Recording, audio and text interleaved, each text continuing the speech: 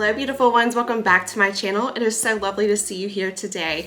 I am going to be sharing with you how I select goals or what I choose to put my focus and time and efforts into in transforming my life. And this was actually a question on one of my previous videos about the 30-day level up plan. And so if you have not seen that video, or if you would like to review it as we start to think forward to 2024 and working through what we would like to see transform in life, that would be a great video for you. I will link it down below. Let me get this out of the way. Don't overthink your goal too much, okay? I used to be such an overthinker that I would do nothing. And when you get that mentality, it is, I think, one of the most hurtful things towards seeing actual transformation in your life. And the other aspect of choosing goals that I would fall victim to is having a sort of overly ambitious goal that I had not really done the work to break down into, bite-sized, less overwhelming pieces. And so when I started out as a project manager,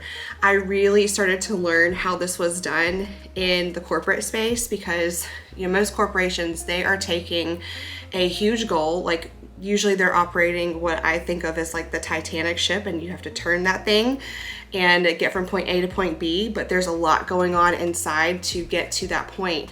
And we would set year-long goals, break them down into quarters, and break them down into months. And so now when I think of a goal, I usually have something that excites me. For one thing, it's gotta at least be exciting, but not so big that it's overwhelming and you are not going to be able to see any progress on that one big goal that will give you the momentum to keep going towards it, right?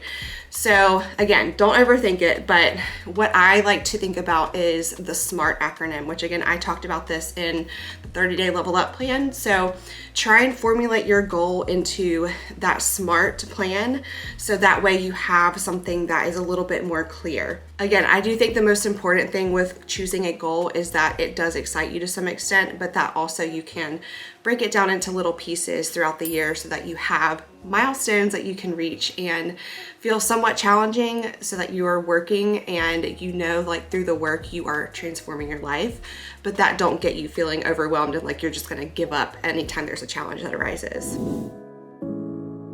So here's a journaling exercise that I like to do, and I'm actually working through this right now. So for me, I have a lot of change coming up for this next year. I'm about to have my second baby at the beginning of December, and we just don't really know what life is going to 100% look like. And so I do encourage you, as you do these exercises, to think about your current life circumstances, think about any support system that you have in place. Think about the things you might need to put in place in order to be successful.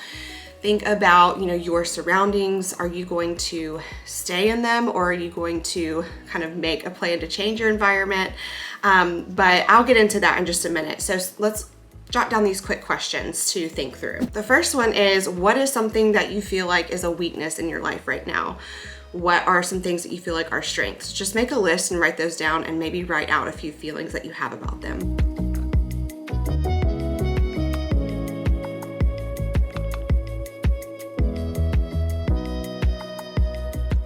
And then a follow-up question to that is, what would you like to see change or improve about the weakness?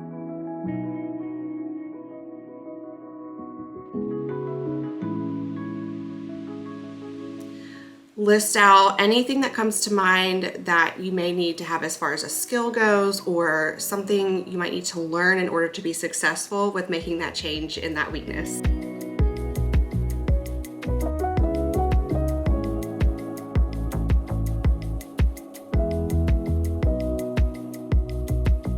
Question is, ask yourself if this change requires some things to be happening first in your life, right?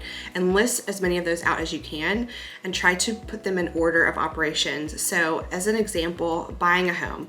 If you want to buy a home by the end of the year, what needs to happen. Are you in a place where you have no debt? Are you in a place where you need to pay off debt? Are you in a place where you need to just focus on your spending habits for a month or two, so that way you can build up your down payment or something like that? Maybe you just need to start learning about the process of buying a home because you have no idea how to go about it. Okay, so put those in order so that way you have sort of the start of a roadmap.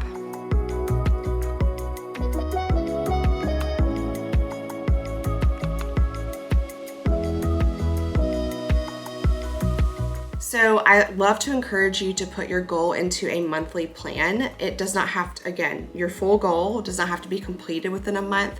You have to be realistic about that. It could be a full year long goal, or it could be a quarterly goal. That, you know, that time frame is going to be up to you. For example, someone who is in their 20s, who's not married and doesn't have children yet, they probably have a lot more time to commit to a goal and could theoretically accomplish a goal a lot faster than someone like me now, who has 2 young children, is married, keeping up a home, and all of that. You know, my time is very limited, and I usually only have time when I'm at kind of my lowest energy points to work on anything that's a goal outside of those areas of my life, right? So think about that a little bit. I do think that, you know, we tend to see people look like they've accomplished things really quickly in their life, but we don't realize what their life circumstances are and how they might be different from ours, how they may have extra support in their life, and that could look different from us also, let alone our personalities and just our unique abilities, strengths and weaknesses can be different, right?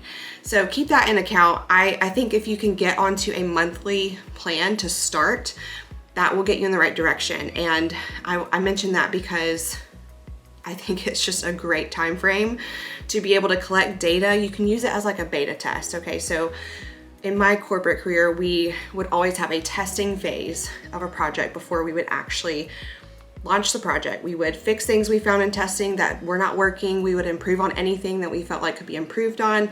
And then we would release the project and we would call it complete. Okay, so this is essentially what I like to do throughout a month or throughout a beta test, that I am working through, seeing, okay, is this going to work out for me? Is this going to be something I can keep doing or not?